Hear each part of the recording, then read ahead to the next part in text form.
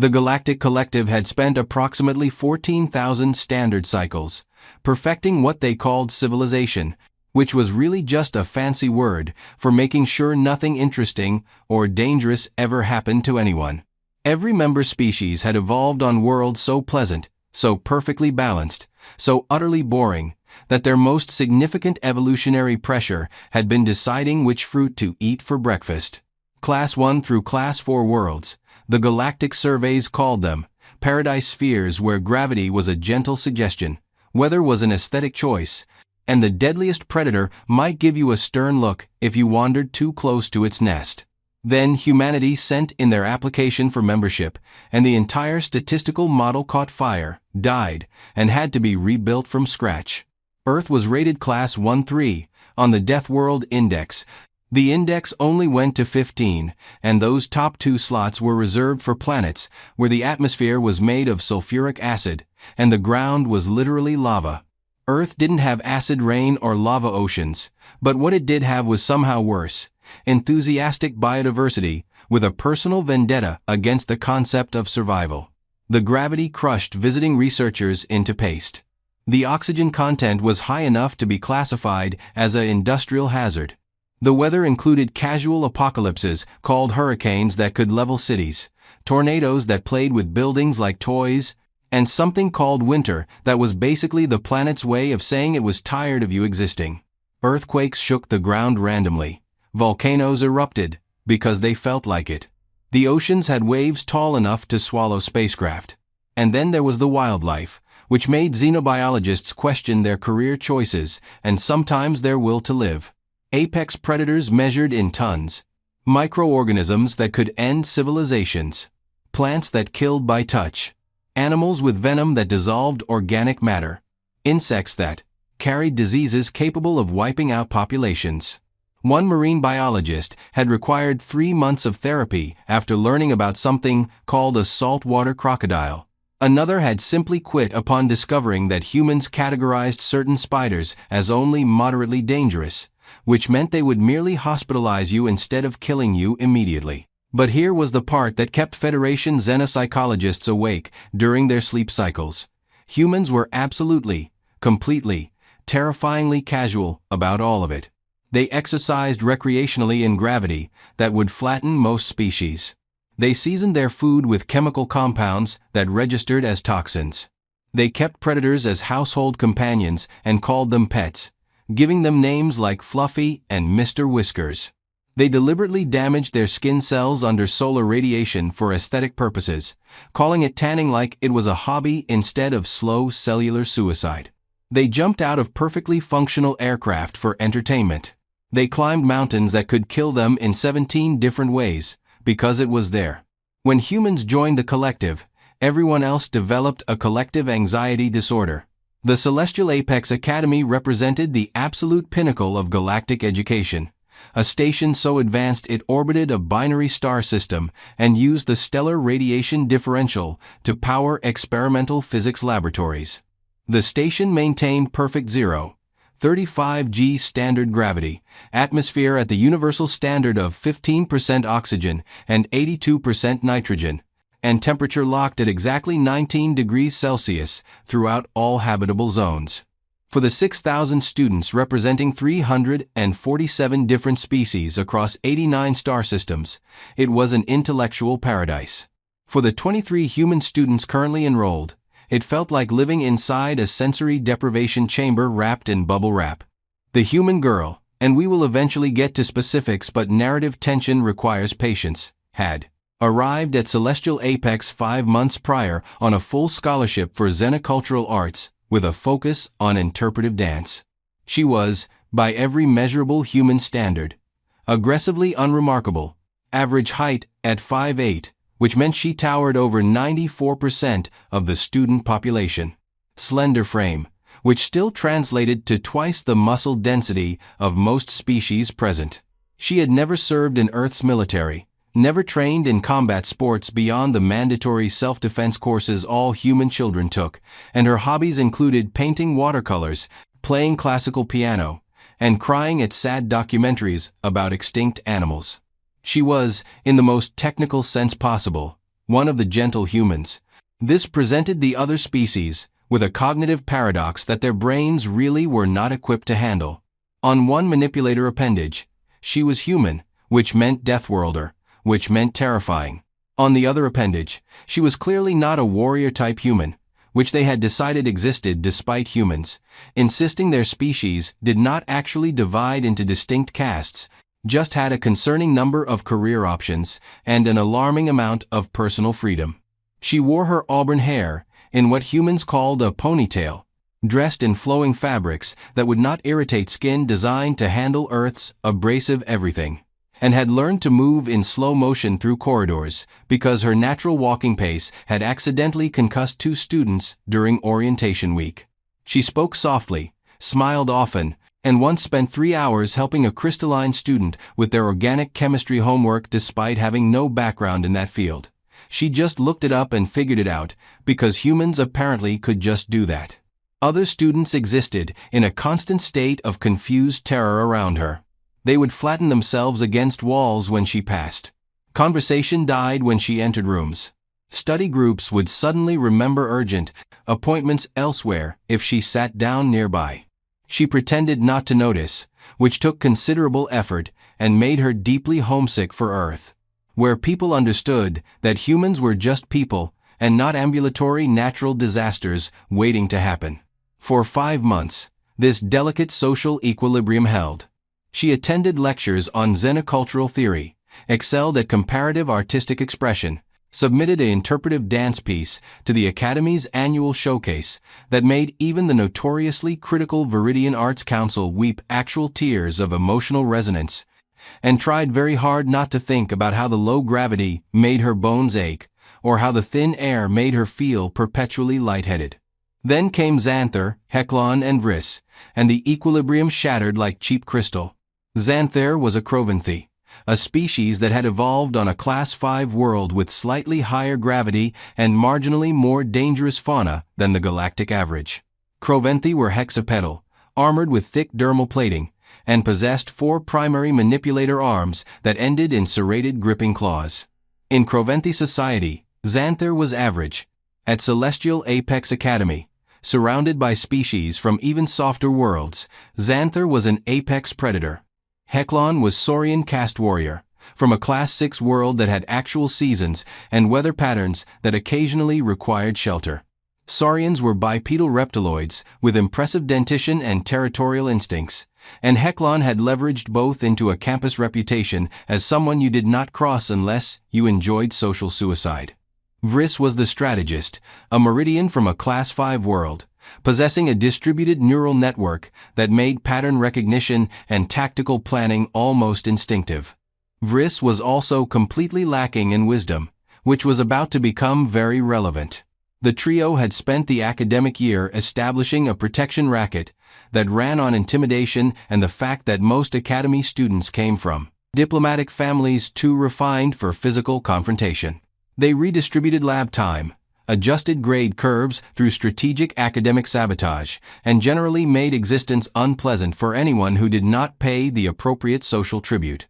They had carefully avoided all humans, every single one, even the gentle ones, until Vriss did the math and reached a catastrophically wrong conclusion. Observe her behavior pattern, Vriss hummed, neural clusters pulsing with false confidence. She reads poetry, creates art, avoids confrontation. She exhibits none of the warrior caste markers. She is still human, Heclon hissed, his tail twitching with nervous energy. Deathworld species. Unpredictable. Precisely why targeting her is strategically sound, Vriss continued, somehow becoming more confident in an objectively terrible idea. Other species fear humans too much to defend her. She is socially isolated, and she is too passive to retaliate effectively. Perfect target to demonstrate our dominance. Xanther's 4 eyes narrowed thoughtfully, which in Crovanthi body language indicated intense calculation. The other humans might seek retribution. They barely interact with her, Vriss observed accurately, but with completely wrong interpretation. I have monitored social patterns for 3 months. She is an outlier even among her own species. Isolated, alone. And even if they notice, what consequences do we face? Our family houses have significant political influence. The Academy will not expel us for teaching one human-appropriate social hierarchy. This was the exact moment where intelligence and wisdom revealed themselves to be completely different statistics, and Vriss had catastrophically min-maxed the wrong one. It started with small escalations, subtle things, bumping into her in corridors with just enough force to make her stumble in the low gravity, knocking her data pads and art supplies off tables as they passed, starting rumors about Deathworlders being primitive savages who did not belong in civilized educational institutions. She ignored it with the patience of someone who had grown up dealing with actual problems, like weather that could kill you or wildlife that considered you food. They escalated, spilling chemical solutions near her workstation that ruined weeks of artistic projects, filing noise complaints about her quarters that forced administrative inspections, openly mocking human culture during comparative civilization seminars, calling Earth a barbaric deathworld that produced violent thugs instead of proper civilized beings. She remained patient, which they interpreted as weakness rather than what it actually was. Calculation about whether the social and political fallout of responding was worth the temporary satisfaction. This is a critical distinction that they completely failed to understand. Humans from Deathworlds did not generally back down from threats. They assessed threat levels, calculated appropriate responses, and made strategic decisions about engagement. She had decided that 3 spoiled children playing at dominance in an environment so safe it made her teeth ache from boredom were not worth the paperwork. But patience has limits, and those limits are usually measured in units of what humans referred to as being done with this absolute nonsense. The breaking point occurred in the communal dining facility, a space engineered to accommodate the dietary requirements of 347 different species simultaneously, which made it essentially a very expensive buffet with elaborate atmospheric control zones and probably too many health code violations to count. She sat alone at a corner table, as had become habit, working through what the station nutritional algorithms claimed was Earth food, but tasted like someone had described flavor to a computer that had never experienced taste. She was reviewing notation for her upcoming dance performance, completely absorbed in choreographic theory. Xanther approached with Heclon and Vriss flanking, all 3 radiating the confidence of predators who had successfully intimidated their way through 5 months of Academy social hierarchy. Deathworlder, Xanther announced, loud enough to silence nearby conversations and draw attention from across the facility. You are occupying our table. She did not look up from her notation. Seating is unassigned, according to Academy policy. Policy has changed, Heclon hissed, displaying dentition designed to intimidate. Move, now. She carefully saved her work, set down her datapad, and looked up with eyes that had gone completely flat in the way human eyes do when they shift from social interaction mode to problem-solving mode. Anyone familiar with human behavioral patterns would have recognized this as a critical warning sign. No one present was familiar with human behavioral patterns. No, she said with careful enunciation. I am going to finish my meal. You are going to leave. And we are going to pretend this conversation never happened. Vriss's neural clusters pulsed with what the translator rendered as aggressive posturing. You believe your Deathworld origin grants you special status. You are nothing here. Just another student who does not belong among civilized species. Probably accurate, she agreed with remarkable calm. Can I return to my meal now? Xanther made the critical mistake. He reached out with 2 of his primary manipulator arms and swept her tray violently off the table, scattering approximated Earth food across the dining facility's carefully maintained flooring while simultaneously shoving her shoulder hard enough to rock her backward in the low gravity. The entire dining facility had gone completely, absolutely silent. 6,000 eyes, from 347 different species, watched with the horrified fascination of witnesses to an impending disaster. She stood up slowly, and this was where the physics became interesting. In 0.35 g, human movement transformed into something else entirely. She did not stand so much as flow upward, muscles designed for Earth's punishing gravity, making her movements in low g, almost liquid, almost predatory, almost alien in their fluid efficiency. "You are going to apologize," she said quietly, and there was something in her voice that had not been there before, something that made nearby students instinctively back away. "You are going to clean that up, and then you are going to leave me alone, permanently." Xanther laughed, a sound like grinding stones. "Make us primitive." She tilted her head slightly and smiled. It was not a nice smile. "Okay." What happened next took approximately 90 seconds and required the station's entire medical response team, 6 security officers, and several very uncomfortable conversations with the Academy administration that would echo through institutional memory for years. Xanther lunged first, all 6 limbs moving in coordinated attack patterns honed by millions of years of Crovanthy evolutionary pressure. She sidestepped, which in low gravity meant she essentially teleported 4 feet laterally from his perspective, and redirected his momentum with a hand on his thorax carapace. In Earth gravity, it would have been a gentle shove. In 0.35 g, Xanther tumbled across 3 tables before impacting a support pillar with enough force to crack his dermal plating. Hecklon snarled and came in from her left, trying to use his mass advantage. She dropped under his charge, planted one hand on the floor, and used it as a pivot point to sweep his legs, or leg-equivalent anatomical structures. He went down hard, and she followed up with a precisely calculated strike to his primary neural cluster that had him gasping for oxygen his respiratory system suddenly could not process. Vriss, finally demonstrating some survival instincts, turned to flee. She caught one of his primary locomotive appendages with casual ease, the kind of reflexes you developed when your homeworld tried to kill you daily. "We are not done," she said, and there was no anger in her voice, just flat statement of fact. What followed was a masterclass in controlled violence. She did not break bones unnecessarily. She did not cause permanent damage. But she very efficiently demonstrated exactly what a human could do when they stopped being patient, and the demonstration involved a lot of pressure points, joint manipulation, and the creative use of low gravity to make every throw and takedown approximately 3 times more effective than it would be on Earth. When Academy security arrived, they found Xanther unconscious with 3 limbs dislocated, Hecklon trying to remember how respiratory systems functioned, and Vriss making a high-pitched keening sound that the universal translator could not process, but eventually rendered as apologies in 23 different languages simultaneously. The human girl was sitting calmly back at her table, cleaning up the spilled food with napkins, without a visible scratch or mark on her. She was not even breathing hard. "They attacked me," she said simply when security requested a statement, gesturing to the numerous witnesses and the security footage that had captured everything. "I defended myself proportionally." This sparked a 72-hour administrative crisis about what proportional meant when one party was from a Class 1-3 Deathworld, and the other parties were from Class 5 and Class 6 worlds. The girl had technically violated approximately 47 different Academy policies regarding physical confrontation.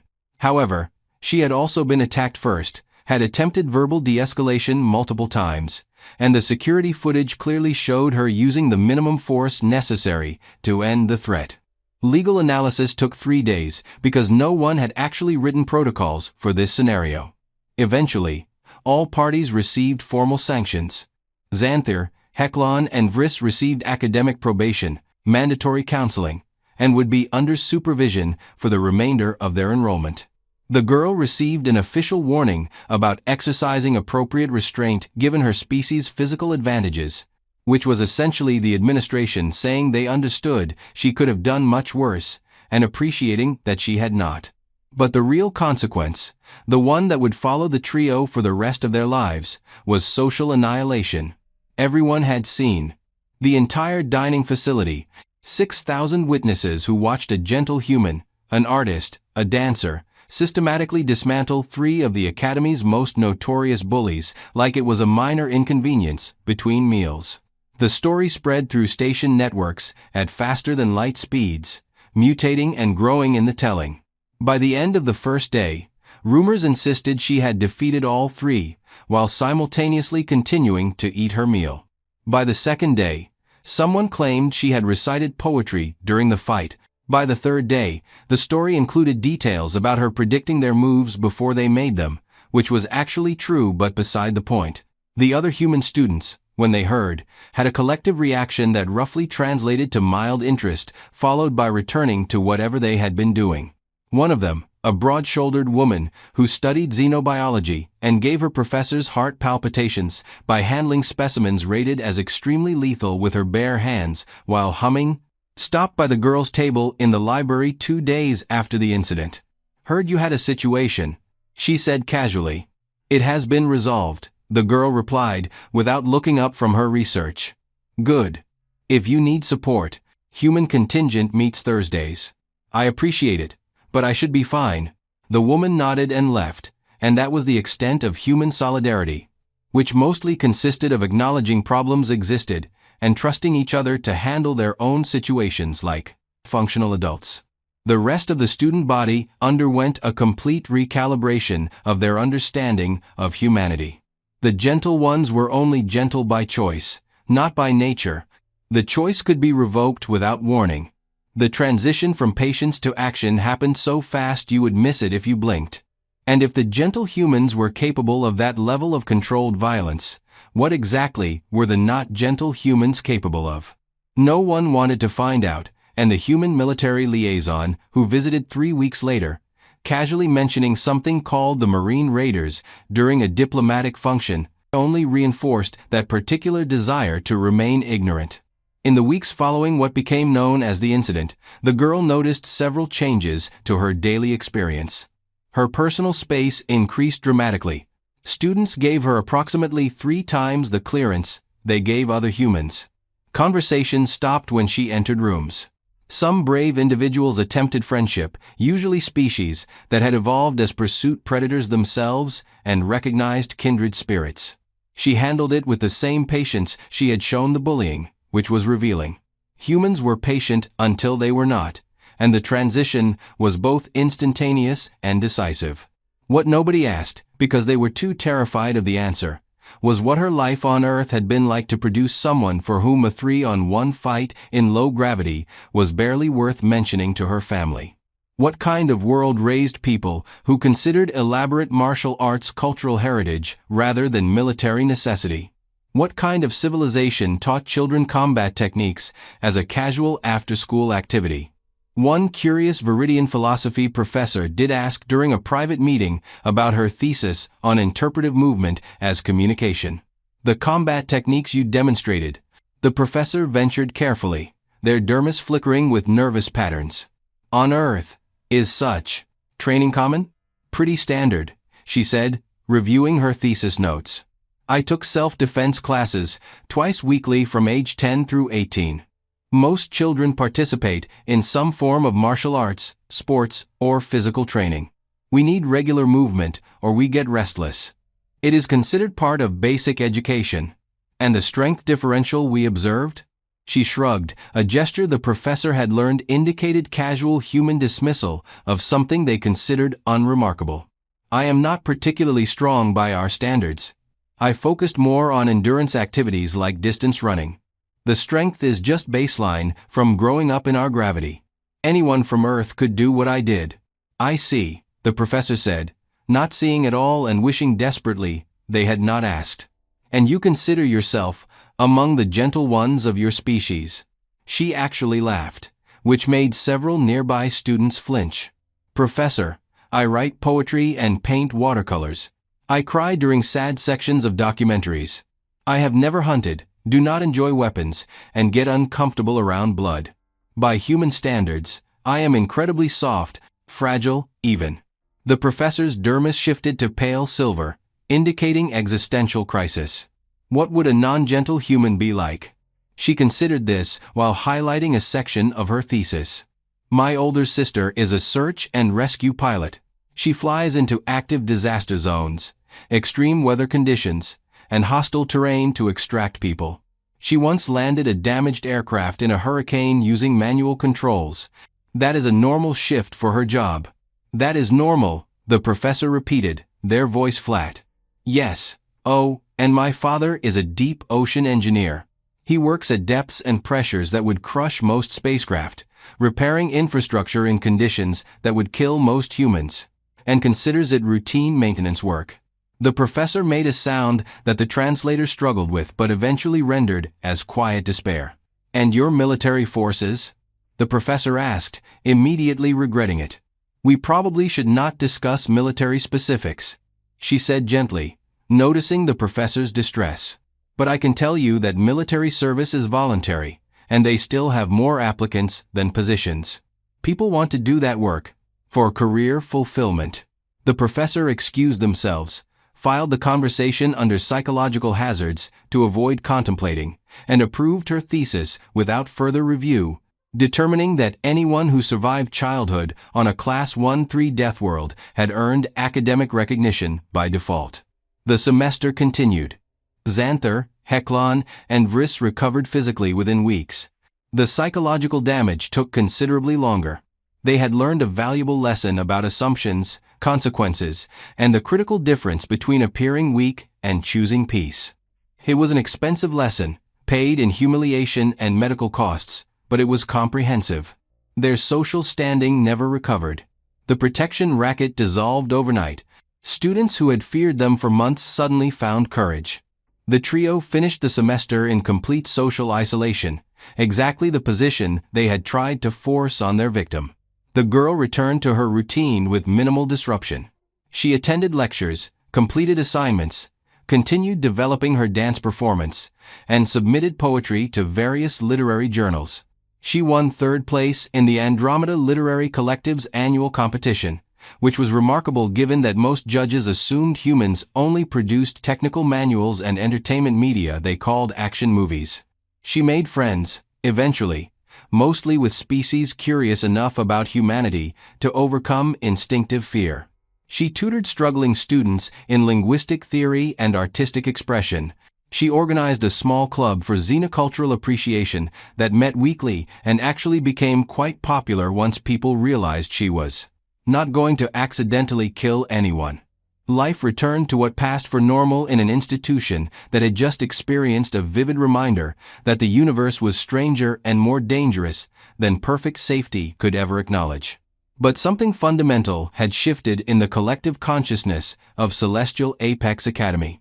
Humans were no longer simply a mystery or a threat category. They were a lesson about strength taking many forms, about patience not equaling weakness, and about the dangerous assumption that gentle meant harmless. The human girl became part of Academy mythology, though she actively avoided attention and found the legendary status mortifying. New students heard the story during orientation. That is the one who defeated 3 bullies without breathing hard. The story was used in conflict resolution seminars. It appeared in administrative training about handling Deathworld species. It became foundational to Academy culture. She found this deeply embarrassing. "I just wanted to eat lunch," she complained to her roommate, a Viridian who had overcome initial terror and discovered humans made excellent study partners because they could survive on caffeine and determination during exam periods. "Now people act like I am dangerous."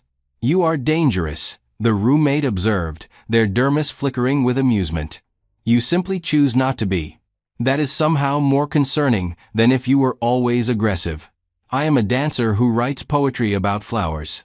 You are a Deathworlder who can defeat multiple opponents while remaining completely calm. These facts can coexist." The semester ended without further incident. Students returned to their various homeworlds. The girl went back to Earth for break, where she complained to her family about how station gravity was too light and everyone at school was weird about basic physics. Her sister, the search and rescue pilot, laughed until she cried. Her father, the deep ocean engineer, gave her an approving hug and told her she had handled it well. Her parents reminded her to be patient with aliens who did not understand Earth, which was somewhat ironic coming from people who thought volcano hiking was a reasonable family vacation activity. When she returned for the following semester, changes had been implemented. New students received comprehensive briefings about humans. The briefing apparently consisted of, "Do not provoke them. Yes, even the gentle ones. Especially the gentle ones. Have you heard about the poetry student incident? Here is the security footage. No, we are not joking. Maintain respectful distance. Treat them like civilized beings, and they will respond in kind. Xanthir, Heklon, and Vriss had all transferred to different institutions in different sectors. Rumor suggested they had specifically requested placements at academies with zero human enrollment. The girl settled into her new routine, older, slightly wiser, and significantly more aware of her reputation. She continued dancing, writing, painting, and trying to explain to confused aliens that Earth was actually quite beautiful, once you accepted that everything was trying to kill you and learned to appreciate the aesthetic of survival. The galaxy continued its slow rotation. The collective continued maintaining its 14,000 cycles of perfect safety. And humanity continued being the statistical anomaly that made xenobiologists reconsider their career choices. But in quiet moments, when the girl sat in the observation deck watching binary stars wheel past in the station's calculated orbit, she sometimes thought about what the professor had said. About being gentle. About choice. She had chosen patience until patience was no longer viable, and then she had chosen efficiency. Both were fundamentally human traits. Humanity had conquered their death world not through simple aggression, but through intelligent response, through understanding when to endure and when to act decisively. It was a lesson the galaxy was learning, one uncomfortable incident at a time. And somewhere in the collective xenopsychology research division, analysts added another data point to their growing file on human behavior, a file that had become substantial enough to qualify as a doctoral dissertation. Humans exhibit extreme patience until threshold is crossed, at which point response is immediate, decisive, and proportional to perceived threat. Even gentle caste humans, possibly especially gentle caste humans, recommended diplomatic approach. Avoid testing limits. The galaxy had spent 14,000 cycles perfecting safety, but humans had required less than a century to remind everyone that safety was a choice, not a guarantee. That strength was not merely physical capability, but knowing when to deploy it and when to restrain it. And that sometimes the most dangerous individual in any given room was the quiet one painting watercolors in the corner, patiently waiting for everyone else to learn better. The human girl completed her degree 3 years later with highest academic honors, received offers from 17 different research institutions, and went on to become a prominent xenocultural theorist. She published 9 books on interspecies communication through artistic expression. She never experienced another physical confrontation, which disappointed absolutely no one. But the story of the incident lived on, transmitted through generations of academy students as reminder, warning, and lesson about the danger of assumptions. Do not bully the quiet ones. Do not mistake patience for weakness. And absolutely, under no circumstances, should anyone test a Deathworlder who has chosen to be gentle. Because that gentleness is a choice. And choices can always be revoked.